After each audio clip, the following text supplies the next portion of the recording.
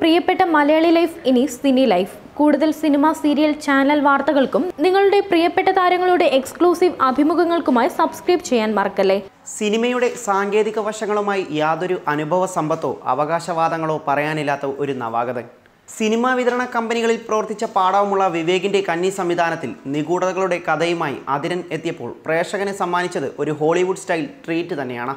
മലയാളത്തിൽ ഒരിക്കലും ഇത്തരത്തിൽ ഒരു കഥയോ കഥാപാത്രമോ വന്നിട്ടില്ലെന്നതും ഇനി വരാൻ സാധ്യതയുണ്ടാകില്ല എന്നുമൊക്കെ തന്നെ ഈ ചിത്രത്തെ വിശേഷിപ്പിക്കാം.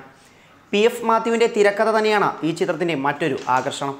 പരീക്ഷണങ്ങളെ വെല്ലുവിളി പോലെ ഏറ്റെടുക്കുന്ന ഫഹദ് ഫാസിൽ തന്നെയാണ് ചിത്രത്തിൽ നായകനായി എത്തുന്നത്. ഒരു പ്രമോഷനും അവകാശപ്പെടാനില്ലാതെ കടന്നെത്തിയ ചിത്രം മികച്ച വിജയം എന്നു തന്നെ പറയാം. ഇനി കഥയിലേക്കും കഥാപാത്രങ്ങളിലേക്കും കടന്നെത്തിയാൽ മലയോര ഗ്രാമത്തിലൂടെ കഥ കടന്നു പോകുന്നു. ഇവിടുത്തെ ഒരു മെൻ്റൽ ഹോസ്പിറ്റലിലൂടെയുള്ള കഥാവിവരണത്തിലൂടെ കഥാഗതി കൊണ്ടുപോവുകയാണ് സംവിധായകൻ. ഈ ആശുപത്രിയിലേക്ക് കടന്നെത്തുന്ന നായകനാണ് ഫഹദ്. നായകൻ്റെ വരവിന് ചില ഉദ്ദേശങ്ങളൊക്കെ ഉണ്ട്.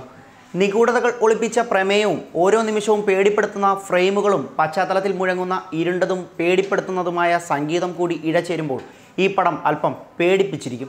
മാനസിക ആശുപത്രിയിലേക്ക് ഡോക്ടർ MK നായർ എന്ന പേരിൽ കടന്നെത്തുന്ന ഫഹദ് ഈ ആശുപത്രിയിലെ അന്തേവാസികൾ നേരിടുന്ന ചില പ്രശ്നങ്ങൾ, തുടർന്നുള്ള ദുരൂഹത നിറയുന്ന കഥാഗതിയിലൂടെ സിനിമയുടെ ഇടതടവില്ലാത്ത പോക്ക് തുടരുന്നു. ഇതൊരു ഹോളിവുഡ് ചിത്രത്തിൻ്റെ പകർപ്പവകാശം നേടാൻ സാധിക്കുന്ന സിനിമ എന്നൊന്നും പറഞ്ഞ് സംവിധായകനെയും അണിയറയോ ആരെങ്കിലും കുറ്റം പറഞ്ഞാൽ പ്രേക്ഷകരെ നിങ്ങളോട് ഒന്നേ പറയാനുള്ളൂ, അവരെ കല്ലുവാരി എറിഞ്ഞേക്കണം. കാരണം മലയാളത്തിൽ ഒരു എക്സ്പെരിമെൻ്റൽ സിനിമ ഒരു നവാഗതൻ വിജയിപ്പിച്ചതിൽ നമ്മൾ പ്രോത്സാഹിപ്പിക്കുക മാത്രമാണ് ചെയ്യേണ്ടത്. ഓരോ രംഗങ്ങളും ഹൃദയമിടിപ്പോടുകൂടി കണ്ടിരുന്നു പോകും. അടുത്തത് സംഭവിക്കുന്നത് എന്തെന്ന് അറിയാനുള്ള പ്രവചനാത്മകമായിരിക്കും ഈ ചിത്രം. അതിരൻ അത്രത്തോളം നിഗൂഢതകളെ സാക്ഷ്യപ്പെടുത്തുന്നുണ്ട് എന്നുള്ളതാണ് വസ്തുത. ചിത്രത്തിൻ്റെ ആദ്യ പശ്ചാത്തലം കാട്ടിത്തരുന്നത് ഇവയൊക്കെയാണ്. ഒരു സ്പാനിഷ് സിനിമയുടെ ചേരുവകളൊക്കെ തന്നെയായി തോന്നാം. വട്ടത്തൊപ്പി വെച്ച് കോട്ടിട്ട് കോടമഞ്ഞിലൂടെ നീണ്ട ഇടനാഴിയിലൂടെ നടന്നെത്തുന്ന നായകന് ചില ലക്ഷ്യങ്ങളൊക്കെ ഉണ്ട്. ഇവയൊക്കെ സിനിമയുടെ സസ്പെൻസാണ്. കഥാവഴിയുടെ ഒന്നാം ഭാഗം കടന്നുപോയി കഴിഞ്ഞാൽ പിന്നീട് കഥ കടത്തനാട്ടിലെ ഒരു പഴയ കോവിലകത്തെയും അവിടെ ഉണ്ടാകുന്ന ചില പ്രശ്നങ്ങളിലേക്കും കടന്നു പോകുന്നു. കഥയുടെ അവസാനം അല്പം ത്രില്ലടിച്ചു പോയേക്കാം.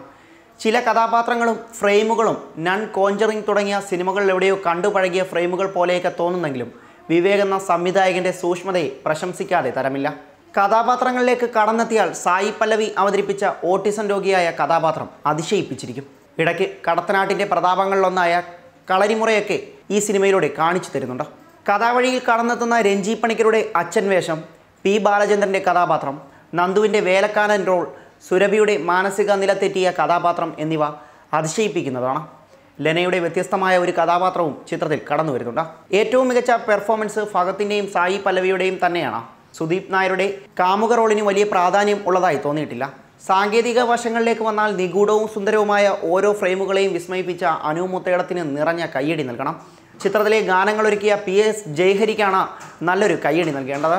ചിത്ര സംയോജനം ഒരുക്കിയ അയൂബ് ഖാനും കയ്യടി അർഹിക്കുന്നു. സിനി ലൈഫ്.